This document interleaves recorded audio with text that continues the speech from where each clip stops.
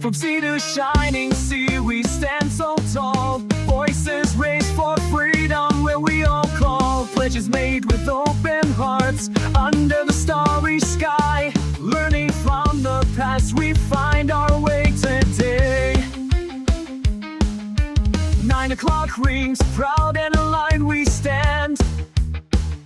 TFs whisper softly, bravery we understand. Rising together through trials and strife, our unity strong like a bond of life. We gather at 9, hand in hand we hold. For freedom's sake, our voices bold and bold. Through history's lessons, we find our strength. Together we rise, with hope and our length. From every corner, we come with a purpose, united in spirit and freedom's great trust. No matter the challenge, we face it as one, with open hearts and minds. Our future is one. TFs echo softly, a symbol of might. Bravery in our hearts, in unity we fight. We gather at 9, hand in hand we'll hold. For freedom's sake, our voices bold and bold. Through history's lessons, we find our strength. Together we rise, with hope as our length.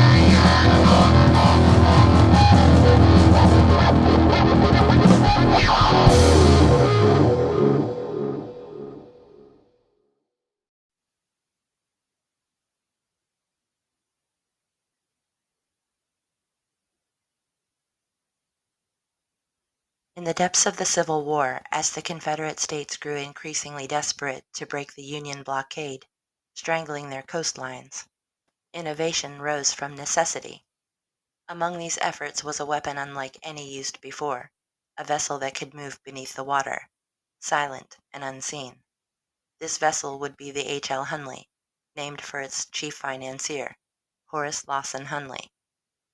Built in Mobile, Alabama in 1863, the Hunley was forged from iron boilerplate and powered by a crew of 8 who turned a hand crank to move the propeller. At just over 40 feet long and less than 4 feet high, it was claustrophobic and perilous. A single spar torpedo, a long pole tipped with explosives, projected from its bow, designed for direct attacks against Union ships. Early tests were promising, but the Hunley's service was soon marred by tragedy. During a trial run in August 1863, the submarine accidentally sank, claiming the lives of 5 crew members. Refloated and repaired, disaster struck again in October, this time taking Horace Hunley himself and a new crew. Despite these losses, the Confederate Navy saw potential in the weapon and resolved to try again. February 17, 1864, the Union blockade ship USS Housatonic sat off the coast of Charleston, South Carolina. Just before 9 p.m., a lookout spotted a strange object low in the water, moving steadily towards them. Too small to be a boat, too deliberate to be debris. It was the Hunley, on its final mission. The crew of the Housatonic fired rifles and even tried to back the ship, but it was too late. The Hunley rammed its torpedo into the starboard side of the vessel. A detonation followed, massive, concussive. The Housatonic sank in 5 minutes, the first ship ever destroyed by a submarine in combat. Witnesses on shore claimed to see a small blue light after the explosion, believed to be the Hunley signaling success. But then, nothing. The vessel never returned to port. Its fate became a chilling enigma. For over a century, the Hunley remained lost. Divers scoured the harbor for decades. Myths flourished. Some said the blast killed the crew instantly. Others believed they surfaced and tried to escape, only to be pulled under again. Still others suspected sabotage or mechanical failure. In 1995, marine archaeologist Dr. E. Lee Spence claimed to have found the Hunley's resting place. The official recovery followed in 2000, when the wreck was carefully raised from the Atlantic mud, nearly intact, and transported to the Warren Lash Conservation Center in North Charleston. What investigators found inside would spark new questions and deepen the mystery. The most startling discovery was the crew. All 8 men were found seated at their stations, still at the hand crank, still upright. There were no signs of panic, no efforts to escape. It was as though time had frozen the moment they died. There were no fractured bones, no trauma from the blast. The hull was not breached. Ballast tanks appeared properly flooded. Hatches were closed. Even personal items, like coins, pipes, buttons, were all undisturbed. The crew hadn't struggled. They hadn't even moved. Scientists began testing theories. Could the blast wave from the torpedo have incapacitated them? Could they have died from carbon dioxide poisoning? Was there a sudden loss of oxygen, or a chemical reaction within the vessel that consumed breathable air without warning? Years of study pointed to one probable cause, a massive pressure wave from their own torpedo. Though attached to a 16-foot spar, the explosion may have produced a shock wave that ruptured their lungs instantly, without leaving external trauma. This would explain the stillness, the silence, but is not universally accepted. Even with the vessel preserved and examined with modern technology, many questions remain. Why did the Hunley not surface after the attack as planned? If the damage was so catastrophic, why was there no sign of structural failure or damage to its iron skin? Historical documents added further intrigue. The blue signal light reportedly seen from shore remains unconfirmed. Was it real, or a figment of anxious eyes scanning the darkness? Could someone have retrieved the light and left the Hunley to sink? And why did earlier recovery efforts in the 19th century seemingly avoid the area where the sub was eventually found? There were rumors at the time of Union divers disturbing the wreck. A century later, Confederate descendants and maritime historians fiercely debate such claims. Even the decision to deploy the Hunley remains controversial. After 2 fatal test runs, why was a 3rd mission authorized? Some argue it was desperation. Others point to pressure from high command. The final decision likely came from Lieutenant George Dixon, the commander of the crew that night, a man said to carry a gold coin in his pocket, bent by a bullet from Shiloh. That coin, remarkably, was recovered from his remains. Today, the Hunley is more than a war relic. It's a time capsule. At the conservation lab, it undergoes meticulous study and preservation. The story of its crew is now part of a national conversation about innovation, sacrifice, and mystery. In 2004, more than 150 years after their deaths, the crew of the Hunley was buried with full military honors at Magnolia Cemetery in Charleston. Tens of thousands attended. Yet their story is far from over. Each year brings new scientific insights, subtle clues, buried in corrosion or ballast. But the fundamental question, why didn't the Hunley come home, remains a mystery. In the grand theater of the American Civil War, few stories blend triumph and tragedy so poignantly as the Hunley.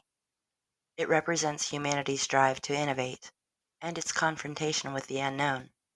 Its mystery endures, a quiet whisper beneath the waves, reminding us that history's secrets don't always surrender to time.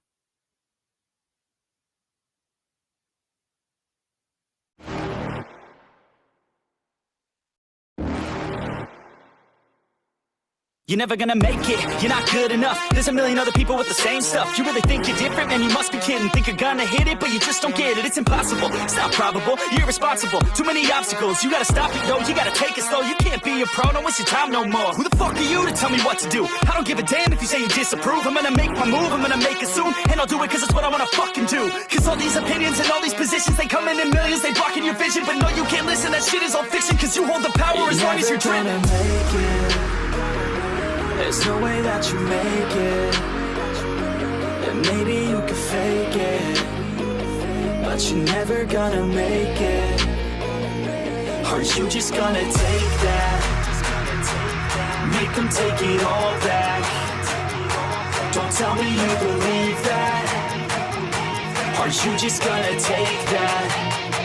Or will you fucking fight back?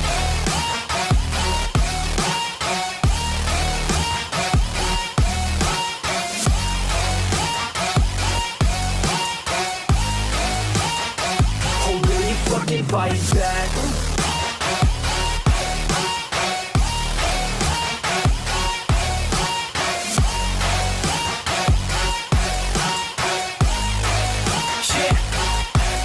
You ain't gonna make it, you ain't never ever gonna break it. You can never beat them and they're better than you face it. Thinking that they give a damn, you're not thinking straight, kid. No, they don't give a damn, you got what I'm saying? I'm not fucking playing, I'll give it to you straight, man. There's too many others and you're not that great, man. Stop what you're saying, stop what you're making. Everybody here knows that you just faking. Nah, I don't wanna hear it anymore, I don't wanna hear it anymore. All these fucking thoughts, they are not what I need anymore. I'm about to shut the motherfucking door on all you poor ass haters with your heads in the clouds, talking out loud so proud. You better shut your goddamn mouth before I do more speak out. It's about to head south. Never gonna make it. There's no way that you make it. And maybe you could fake it, but you're never gonna make it. Are you just gonna take that? Make them take it all back. Don't tell me you believe that. Are you just gonna take that? Or will you fucking fight back?